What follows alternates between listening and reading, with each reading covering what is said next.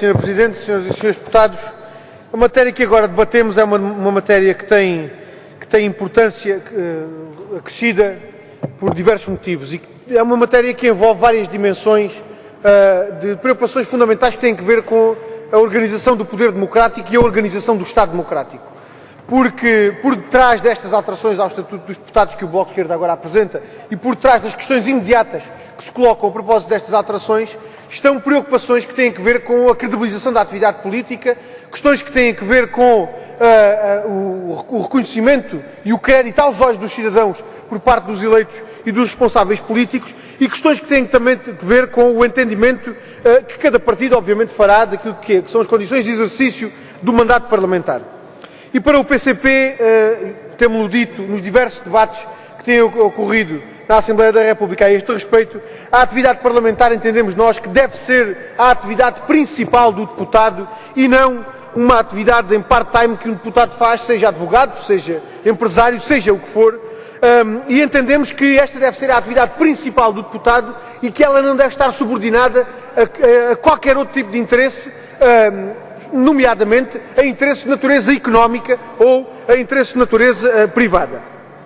E obviamente também não devendo estar subordinada àquilo que é a atuação de outros órgãos de soberania. Sabemos obviamente que há entendimentos diferentes e por haver entendimentos diferentes, as propostas que o PCP tem apresentado de alteração ao Estatuto dos Deputados, obviamente muitas delas não têm sido acolhidas e também por isso temos o Estatuto dos Deputados que temos.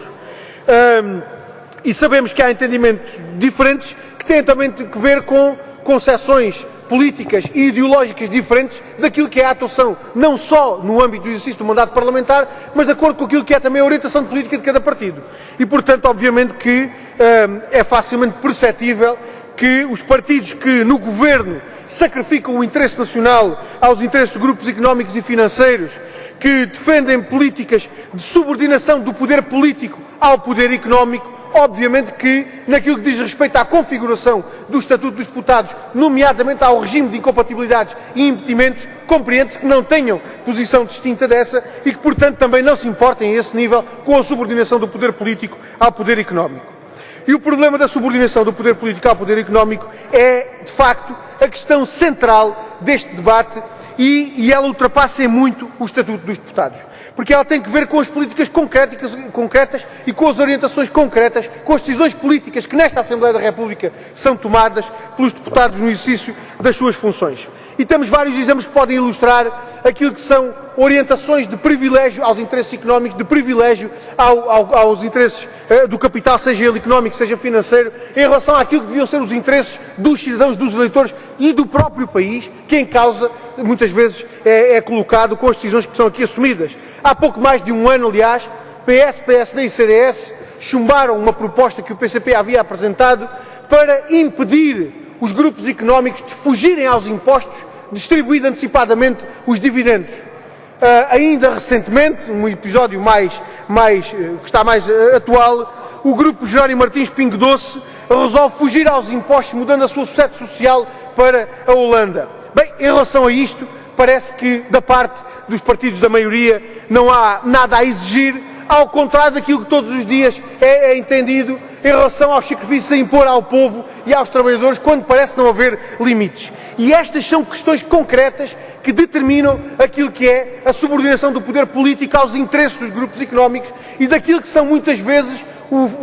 os contextos que fundamentam no concreto, individualmente, aquilo que são depois as relações que deputados da Assembleia da República podem assumir a coberto daquilo que é hoje a definição do Estatuto dos Deputados em matéria de incompatibilidades e impedimentos, não limitando aquilo que são relações de verdadeira promiscuidade. E ao contrário do que disse ainda agora mesmo o Sr. Deputado Telmo Correia, os deputados estão de facto impedidos de estabelecer relações com o Estado nas empresas em que tenham uma participação social relevante. Há situações em que o Estatuto dos Deputados é insuficiente e não serve para impedir que essas situações aconteçam, como é o caso das sociedades de advogados. O Sr. Deputado Telmo Correia sabe bem que, nos termos em que hoje estão definidos os regimes de incompatibilidades e de impedimentos, particularmente de impedimentos, no Estatuto dos Deputados, as sociedades de advogados constituem, digamos assim, um cavalo de Troia para inviabilizar a concretização dos impedimentos que se colocam a praticamente todas as restantes sociedades. E esse é um problema que continua por resolver, não por falta de proposta, porque inclusivamente o PCP tem trazido à Assembleia da República por inúmeras vezes propostas para ultrapassar este problema, e só por falta de vontade política desta maioria, destes três partidos que se vão alternando do governo, é que este problema ainda hoje não está resolvido. Nós sabemos que não há lei que resolva integralmente todos os problemas que se colocam a este nível. Há uma dimensão que é uma dimensão inegável, que tem que ver com o compromisso pessoal e com o compromisso individual de cada um dos deputados. Agora, aquilo que a Assembleia da República não pode deixar de fazer é deixar de aperfeiçoar a lei, deixar de aperfeiçoar o Estatuto dos Deputados para impedir que estas situações de promiscuidade entre funções políticas e negócios privados